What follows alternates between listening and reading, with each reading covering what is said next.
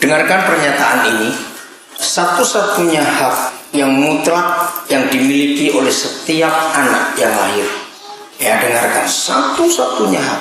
Ada banyak, tapi ini satu-satunya. Hak yang dimiliki oleh setiap anak adalah hak untuk dikasih dan diterima. Iya atau tidak? Oke, saya ulangi lagi. Jadi satu-satunya hak di antara semua hak yang ada yang paling harus dimiliki oleh setiap anak adalah hak untuk dikasih dan diterima. Dua hal itu. Tahun 70-an saya mulai mengalami pengertian itu. Nah, terus itu berkembang. Saya bersyukur kepada Tuhan untuk pengertiannya seperti itu. Orang tua saya adalah satu pasang suami istri yang sangat sayang anak-anak. Dan sungguh kasihnya itu luar biasa. Walaupun mereka bukan Kristen yang sungguh-sungguh. Karena saya masih ingat waktu kami masih kecil, mereka ke gereja. Tapi mereka juga percaya tradisi Jawa, tradisi Tionghoa, saya masih ingat betul itu. Tapi dalam hidup kasih sayang kepada anak-anak, mereka itu luar biasa. Akhirnya umur 9 tahun, ayah saya meninggal. Saya umur 9 tahun, ayah saya meninggal. Nah, di situ mulai terjadi titik balik dalam hidup saya. Apa yang saya rasakan 9 tahun itu tiba-tiba hilang. Kenapa hilang? Karena mama harus sibuk bekerja. Tapi yang saya kagum bahwa sampai umur 9 tahun itu ternyata itu sangat cukup, kalau saya berkatakannya sangat cukup untuk bisa menikmati dua hal tadi, kasih dan penerimaan. Nah, kami bertumbuh dalam keadaan yang sangat miskin dan cukup menderita. Maka itu sampai kami berempat, kami 4 saudara itu nggak bisa lanjutkan sekolah. Tapi yang luar biasa dalam kemiskinan seperti itu, makan juga susah.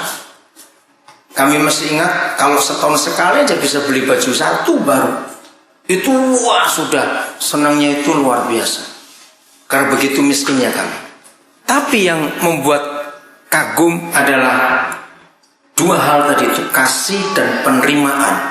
Walaupun akhirnya tahu dari umur 9 tahun itu kami tidak bisa merasakan kasih sayang papa lagi karena dia sudah meninggal. Tapi itu cukup kuat dalam fondasi kehidupan. Saya bertumbuh remaja, saya sempat kecewa dengan Tuhan.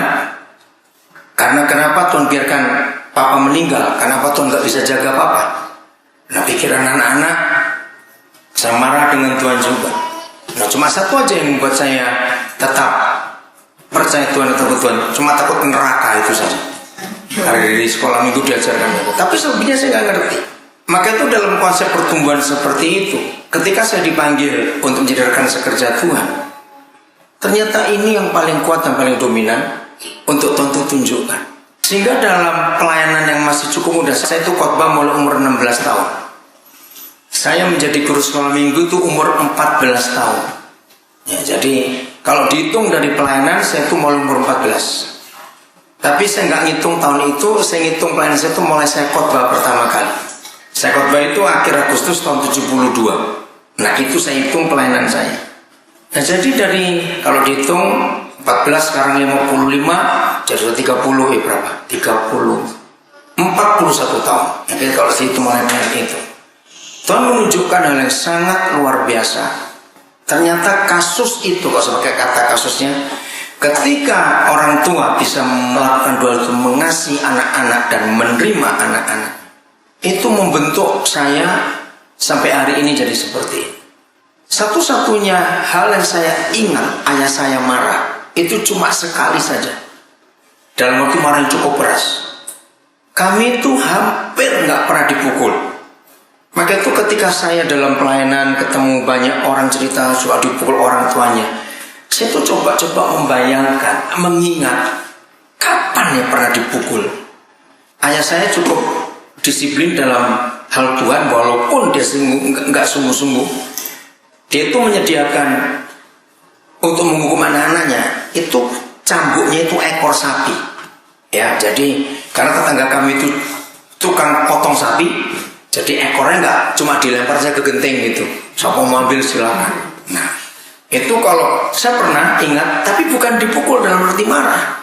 Justru kami berempat karena laki semuanya saling pukul-pukulan pakai ekor sapi itu. Ya namanya anak laki-laki.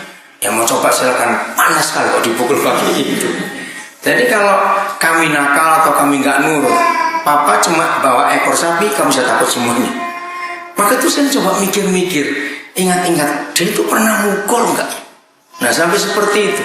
Nah satu-satunya hal yang saya ingat dia marah, ayah saya itu seorang wartawan, tahun 60-an, satu-satunya hal yang saya ingat, dia marah keras, tapi nggak mukul, karena dia seorang wartawan. Waktu itu dia dapat majalah foto dari Perancis. Papa saya itu kemungkinan buat saya, dia itu memang talentnya bahasa. Dia bahasa Inggris bisa, bahasa Perancis bisa, bahasa Belanda bisa. Nah karena dia wartawan juga. Nah waktu itu majalah bahasa Perancis. Bayangkan tahun 60-an, pasti diantara kalian semua nggak pernah ngalami, saya masih pakai, mungkin tante, omanya Michelle, masih pakai batu tulis. Ingat nggak? Nah, saya itu masih pakai batu tulis. Pernah dengar kata batu tulis itu ya? Itu dibuat dari batu betul tipis. Ya, lem. Terus nulisnya pakai grip. Jadi dulu nggak ada buku. Jadi kami itu nggak pernah punya catatan. Jadi waktu itu ayah saya dapat kiriman majalah itu. Bayangkan ya, yang namanya buku aja langka. Anak sekolah itu nggak pernah punya buku pakai batu tulis itu.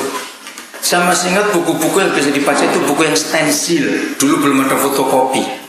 Ya, cuma itu. Tahu-tahu di meja papa saya ada majalah, buku foto, bisa bayangkan. Yang kertasnya tebal, berwarna pakai gambar. Siapa yang nggak tertarik? Oke? Nah, hari itu mama kami baru buat pisang goreng. Saya sambil bawa pisang goreng lewat di meja kerja papa saya lihat buku itu ada di meja. Otomatis saya duduk sambil bukain buku itu, sambil tangan penuh minyak. Ya, bayangkan makan pisang goreng itu. Kira-kira saya umur 7 atau 8 tahun, 8 tahun lah kira-kira. Nah saya bukai begitu sambil asik nyam-nyam gitu. Hampir habis buka buku itu, saya baru sadar kalau minyak semua sudah di situ. Waktu saya sadar itu minyak semua, belum sempat mikir lebih jauh, papa saya lewat. Nah, itulah satu-satunya ingatan saya. Dia marah seperti mau makan saya betul. Tapi nggak mukul. Dia nggak mukul. Wah, dia marah betul. Saya masih ingat kata-katanya. Kamu tahu betapa susah dapat buku ini. Itu aja kirim pos semuanya diperiksa betul. Nggak bisa langsung terima zaman itu. Masih susah. Tapi dia tidak pernah mukul. Itu yang mengagumkan sekali. Maka itu setelah saya dipanggil Tuhan jadi rekan sekerja Tuhan, maka bentuk dua hal tadi ini ya, kasih dan penerimaan. Itu hak mutlak satu-satunya buat setiap anak yang dilahirkan ke bumi ini. Anak-anak akan ngerti kalau orang tuanya miskin gak bisa kasih makan. Itu kami ingat. Saudara bisa bayangkan sampai hari ini saya ini suka kelapa. Sudah pokoknya begitu lihat kelapa, wah sudah. Kenapa kami anak-anak berempat jadi suka kelapa? Karena itu makanan utama, menu utama. Kalau kami nenek dengan ibu sudah nggak bisa beli lauk, beras itu nggak susah karena kami tinggal di desa. Ya, beras nggak susah. Bukan cuma murah. Tetangga-tetangga taruh baik saling membagi. Nah, lauk satu-satu yang paling gampang adalah kelapa. Kelapa itu pun nggak pernah beli karena banyak tetangga-tetangga juga punya. Jadi kalau nggak ada lauk ya berarti makan kelapa itu saja sudah. Ya, diparut pakai nasi panas, lalu kelapa dikasih garam. Gurihnya luar biasa, kalau mau coba silakan itu. Nah, jadi waktu makanan tidak ada, kami tuh nggak pernah marah, nggak pernah nuntut apa-apa, karena tahu keadaan orang tua seperti itu. Maka itu saya bisa berkata hari ini, saudara, hak utama satu-satunya yang mutlak bagi setiap anak adalah hak dikasih dan diterima. Ternyata nggak bisa beli pakaian, nggak jadi masalah. Kalau orang tua itu mengasihi dan menerima anak-anak. Nah ternyata Alkitab mengajarkan hal yang sama juga. Saudara perhatikan dalam perjanjian lama, sebelum Tuhan memulai apa-apa, dia itu mulai dengan keluarga lebih dulu. Amin. Dia mulai dengan keluarga lebih dulu. Nah, terus kita melihat ketika Adam dan Hawa bersalah. Saya tanya kepada kalian semua, mereka salahnya itu fatal atau tidak? Ayo, kesalahan mereka fatal atau tidak? Lalu saya tanya, cepat jawab. Fatal atau tidak? Yang lain. Jadi, ayo kita sambil diskusi ini. Sangat fatal. karena merusak semua rencananya. Saya masih ingat sampai umur segitu, saya itu sering sakit. Saya punya cacat lahir, ada kelainan pada usus. Saya nggak ngerti istilah kedokteran pada zaman itu. Pokoknya dokter memvonis kalau saya bisa tahan sampai umur 6 tahun, ini hebat. Kalau dokter memperkirakan nggak sampai umur 6 tahun saya pasti akan mati. Nah kalau sudah sakit itu datang, aduh, itu penderitaannya, maaf saya ngomong, muntah itu nggak bisa berhenti. Mau dimasukin apa saja, itu pasti keluar. Nggak ada isi pun, sampai harus muntah juga. Baik itu ketika saya mulai pelayanan sering naik kapal, saya sudah nggak kaget dengan, maaf ini, yang belum naik kapal nggak akan ngerti istilah sampai muntah kuning, karena sudah ada isinya lagi. Itu dari kecil sudah langganan saya. Nah itu mama papa saya itu kalau sudah saya kambuh, mereka sudah nggak bisa buat apa-apa. Saya masih ingat waktu itu beberapa dokter berkata kamu harus dibawa ke Surabaya, kalau sudah sakit dibawa ke Surabaya. Dokter bilang ini cuma bisa dibawa ke Jepang atau ke Amerika. Ya tertawa, makannya setengah mati, mau bawa ke Amerika lagi mau pakai apa? Sudah nggak mungkin. Saya masih ingat doa ibu saya. Dia bilang, Tuhan kalau kamu sembuhkan biar sembuh. Tapi kalau anak ini nggak bisa sembuh, saya rela kok Tuhan bawa dia pulang. Itu doa yang ulang-ulang kalau saya sudah sakit, sudah nggak bisa apa-apa. Nah dalam kondisi seperti itu saya ingat firman Tuhan di sekolah minggu. Itu kan gara-gara dosanya Adam dan Hawa sampai semua kena penyakit. Nah terus saya bilang, Papa, kenapa waktu mereka bersalah Tuhan nggak bunuh mereka saja, lalu Tuhan buat lagi yang anak baru? Kan nggak susah dia buat anak lagi. Gitu. Kenapa Tuhan nggak bunuh mereka saja? Daripada gara-gara mereka akhirnya saya juga menderita seperti ini. Kembali ke cerita buku majalah foto tadi. Maka itu ketika sekali-kalinya papa itu marah kepada saya gara-gara majalah foto itu, logika itu muncul.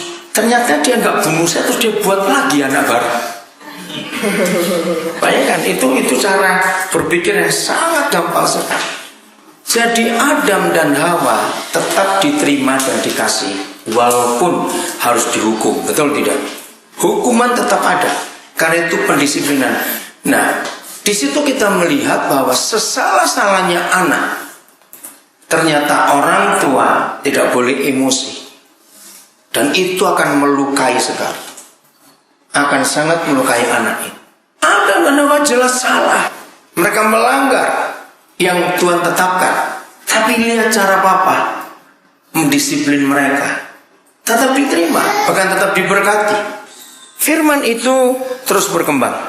Kasih dan penerimaan itu hak mutlak setiap anak. Maka itu ketika iblis merusak kehidupan dengan cara merusak emosi orang tua kepada anak-anak. Saudara, di situ saya mulai dibawa Tuhan kepada kasus-kasus. Nggak bisa dibiarkan seperti itu. Anak-anak itu saya bersyukur kepada Tuhan di dalam bukan kasus ya, di dalam berapa kejadian. Akhirnya banyak sekarang orang-orang ini bukan bicara gereja.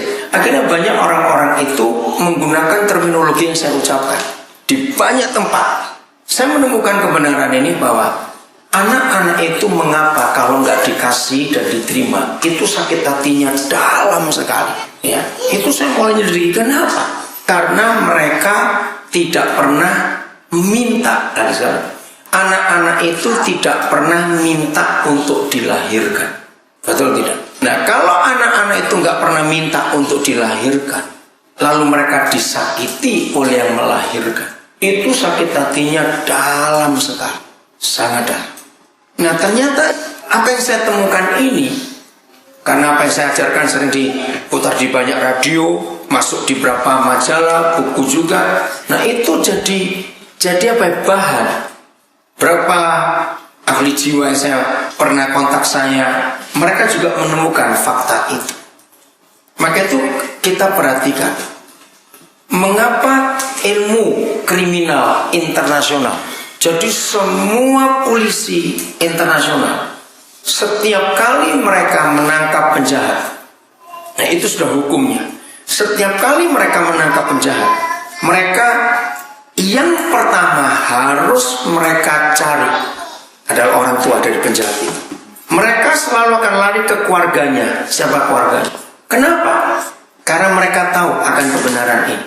Dan ternyata setiap pelaku kejahatan itu ditemukan pasti dari keluarga yang tidak melakukan dua hal tadi. Itu pasti sudah. Saya ambil contoh dua kasus yang cukup terkenal. Yang pertama, kasusnya Michael Jackson. Tahu bukan kenapa dia sampai jadi seperti itu? Dia nggak jahat, tapi dia jadi aneh. Diselidiki oleh polisi. Karena dari kecil disiksa oleh bapaknya. Kasus yang kedua, itu pembunuh darah dingin dari Jombang. Dia masih ingat? Begitu dia ketangkap, langsung dicari mana orang tuanya. Ternyata bapaknya menyiksa dia. Dari banyak contoh-contoh kasus yang ada, maka Tuhan membawa saya untuk mulai melihat fakta bahwa dalam semua pelayanan yang ada itu nggak cukup hanya sekedar membuat orang datang ke gereja, rajin berdoa, ikut pelayanan ini. Bahkan saya menemukan, karena saya cukup banyak mengajar di beberapa sekolah Alkitab, sekolah teologi, ternyata kasus ini cukup banyak. Nah, orang tidak bisa menyembunyikan dirinya. Kalau dari kecil itu nggak pernah diterima atau dikasih, orang itu tidak bisa menyembunyikan dirinya dengan teologi. Setuju nggak katakan itu? Itu tidak bisa. Satu hari akan terungkap juga bahwa itu yang cukup melukai. Itu sebabnya Tuhan membawa saya sejak hari itu sampai hari ini dalam pelayanan. Maaf kalau saya berkata ini berbeda dengan cukup banyak hamba-hamba Tuhan yang lain. Saya akan tunjukkan dulu beberapa ayat supaya melihat ini. Yang pertama Mazmur 103. Mazmur 103. Ayat yang ke-13. Salah seorang silakan baca. Sudah ayat silakan baca. 103:13.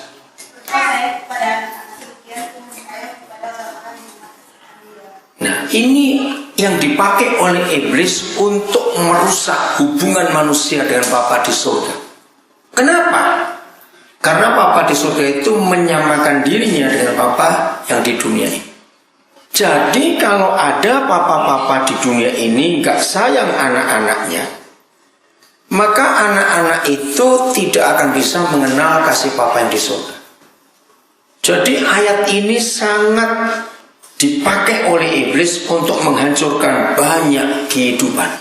Dengan cara iblis melukai anak-anak lewat ayat-ayatnya. Maka itu yang laki-laki di sini, baik yang sudah jadi ayah maupun yang belum, ingat baik-baik. Seandainya ada di antara kita yang dulu diperlakukan tidak baik oleh ayahnya, harus disembuhkan betul-betul. Kalau tidak, nanti kita akan meneruskan kepada anak kita tanpa kita sadari. Oke? Kolose 3:21. Ternyata yang bisa menyakiti anak-anak itu bukan mama, walaupun ada mama yang menyakiti anak, tapi sedikit sekali kasus itu. Kolose 3:21, silakan dibaca. Hai bapak-bapak, janganlah sakiti hati anakmu, supaya jangan tawar. Ya. Bukan mama secara umum, bapak-bapak yang bisa menyakiti hati anak. Terjemahan ini kurang tepat, supaya jangan tawar hatinya. Ayah-ayah yang menyakiti hati anak-anaknya, itu anak-anak jadi hancur karakternya. Maka itu berbahaya sekali. Nah, sama dengan Mazmur 103 tadi, maka iblis menggunakan ayat ini untuk menghancurkan suatu generasi, yaitu ayah-ayah yang dirusak. Dan itu sangat mengerikan. Kita lihat ayat yang berikut. Bagaimana Tuhan bekerja untuk memulihkan itu. Malaikat 4 ayat yang ke-6. Ini lebih dahsyat lagi ayat ini. Maka ia akan membuat hati bapak-bapak berbalik kepada anak-anaknya, dan hati anak-anak kepada bapak-bapaknya, supaya jangan aku datang memukul bumi sehingga musnah. Bagi yang baru tahu ayat ini, silakan kalian simpan dengan pengertian ini. Ternyata iblis sudah pegang kartu mati untuk menghancurkan dunia. Kumpulkan ayat-ayat tadi dan saya akhiri dengan Malaikat 4 ayat 6 ini, ya. Ternyata iblis sangat tahu untuk bisa menghancurkan dunia itu nggak perlu dengan perang, nggak perlu dengan penyakit. Cukup rusak semua bapak, maka dunia akan hancur dengan sendirinya. Ini sangat mengerikan sekali. Tahun 70-an, Roh Kudus sudah membawa saya kepada kebenaran-kebenaran ini. Dan itu sungguh satu anugerah Tuhan yang luar biasa. Maka itu saya akan terus bergerak sampai cukup banyak semampu yang Tuhan berikan kepada saya memulihkan banyak anak-anak itu. Jadi gambar yang Tuhan buat atas hidup kita, masih ingat kita dibuat segambar dengan Dia atau tidak? Betul? Nah, gambar yang Dia buat atas hidup kita yaitu gambar Dia sendiri. Hanya ada satu hal saja, hanya ada satu perkara saja, hanya ada satu cara saja untuk merusak gambar itu. Dan iblis sudah pegang kartu matinya, yaitu rusak ayahnya anak itu, maka gambar Tuhan dalam diri orang itu rusak. Ya, simpan hal ini baik-baik, sampaikan kepada semua orang. Nah, kita semua berharap dalam pertemuan kita ini nanti akan lebih banyak sharing. Awas, kita tidak boleh menjelekkan ayah kita. Walaupun nanti saudara akan cerita bagaimana sebagian kita pernah diperlakukan salah oleh bapak kita. Jadi bukan untuk menjelekkan dia. Pasti ayah dari ayah kita dulu berbuat hal yang sama. Berarti nggak maksud itu. Maka itu kita harus putuskan kutuk dosa ini. Setuju? Kita harus kutuk. Karena mereka sudah mengutuk kita. Maka itu harus disembuhkan. Tidak bisa tidak. Karena kalau ini tidak sembuh, maka akan gampang sekali iblis meneruskan luka itu lewat generasi di bawah kita. Betul tidak? Maka itu kita harus putuskan rantai itu. Supaya apa yang Tuhan percayakan, yaitu gambar dirinya atas hidup kita, itu nggak dirusak lagi oleh iblis. Maka itu lagi sekali pria-pria, setelah kita tahu ayat-ayat ini, mari kita jaga hidup kita baik-baik. Ayat terakhir untuk bagian ini, saya akan masuk bagian kedua, singkat saja. Nah, ini kesimpulannya. Roma 15 ayat yang ke-7. Roma 15 ayat yang ke-7. Saya ulangi, hak mutlak, satu-satunya hak yang harus dimiliki oleh setiap anak. Jadi apa dan apa? Ayo, penerimaan dan kasih, dikasih dan diterima. Oke? Nah, kita lihat. Salah seorang silakan baca ayat ini. Ya. Sebab itu, terimalah satu akan yang lain, sama seperti Kristus juga telah menerima kita untuk kemuliaan. Kita suruh apa? Kita suruh apa? Menerima siapa? Satu akan yang lain. Standarnya, ayo, standarnya apa? Ada standarnya di sini. Standarnya seperti siapa menerima siapa? Menerima Kristus. Sama seperti siapa menerima siapa? Kristus telah menerima. Nah, jangan lupa untuk kemuliaan Tuhan, bukan untuk maksud-maksud tertentu. Dan sekali bukan untuk maksud-maksud tertentu. Hari Kamis minggu yang lalu tanggal berapa jadinya? 20 berapa? Sebelum Natal pokoknya 22. Oke. Saya dapat BBM dan saya menangis. Waktu itu saya satu mobil dengan 2 hamba Tuhan. Saya ada di Belanda. Loh, kenapa nangis? Terus saya suruh baca BBM itu. Seorang bernama Mahatma Bona. Dia orang Islam. Hari itu dia dilantik jadi pengacara. Itu karena biaya saya. Nah, terus 2 hamba Tuhan tanya, Islam? Jadi Pak Daniel biayai sekolah itu bukan cuma Inggris, enggak. Nah, anak ini sebelum dia ketemu saya, dia sakit hati pada bapaknya, itu luar biasa. Akhirnya dilantik jadi pengacara. Lalu saya balas BBM itu dan saya betul-betul bangga. Nah, kenapa saya ceritakan itu?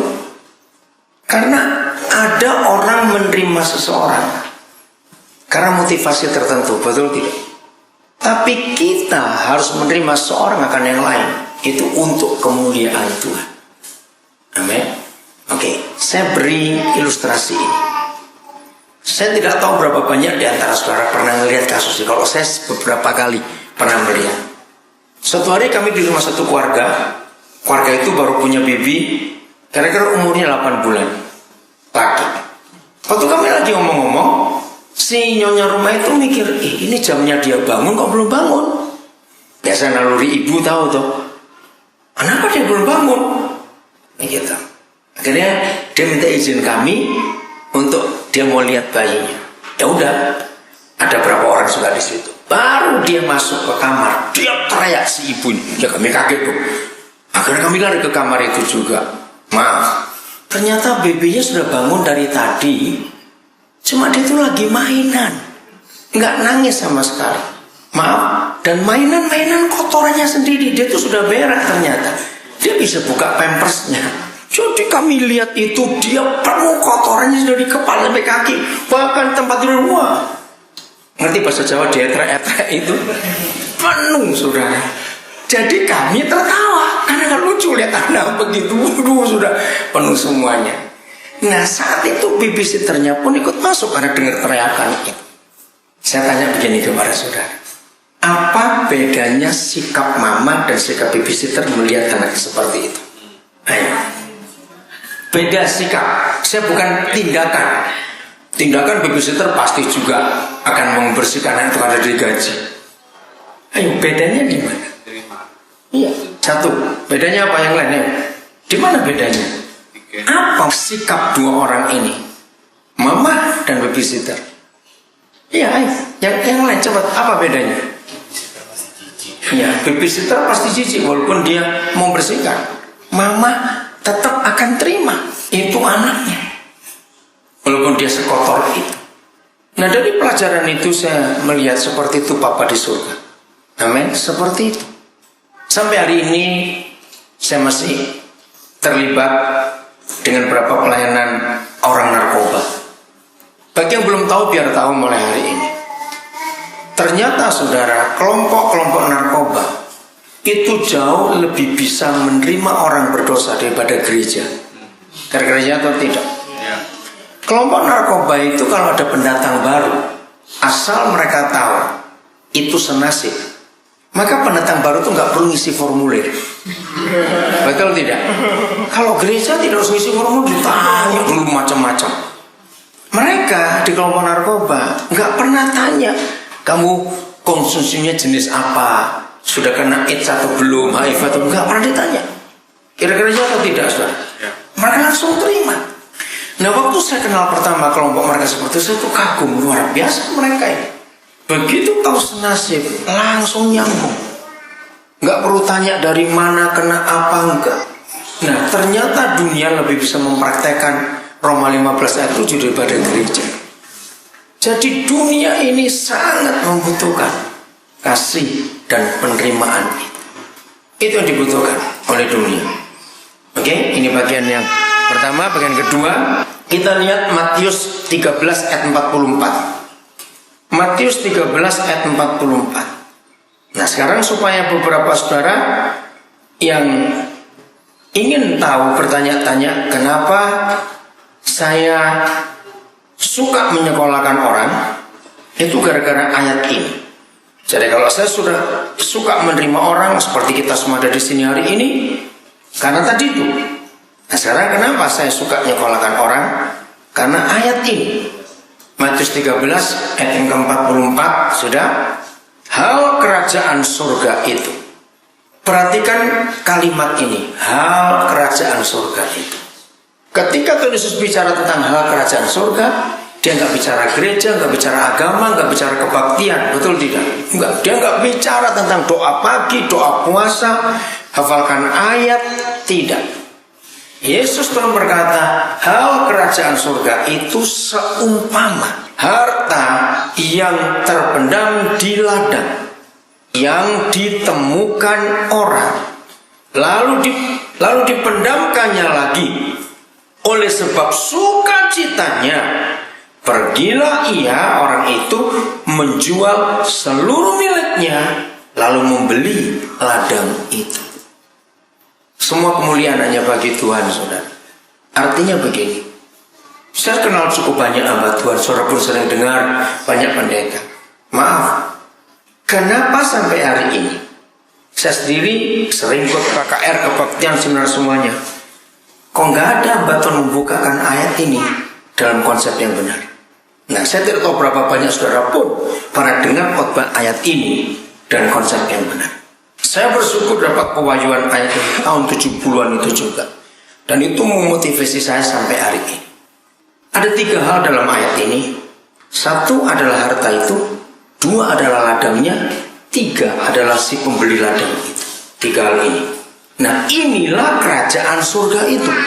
Bukan gereja, bukan kebaktian, bukan dogma, bukan doktrin, bukan liturgi, bukan doa, bukan sekolah teologi, bukan juga penginjil pelayanan dalam arti kegerejaan, tapi fakta dalam hidup.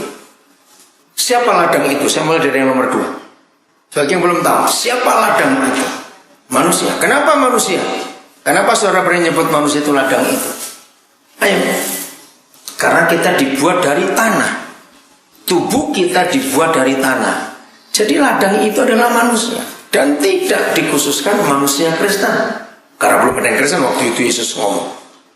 Nah, di ladang itu, maka itu nggak disebutkan ukuran luas tanahnya, tidak. Ternyata bagi pembeli ladang itu, dia nggak pikir berapa luasnya. Aneh bukan? Orang kalau beli ladang, beli tanah kan pasti tahu ukurannya dulu. Betul tidak?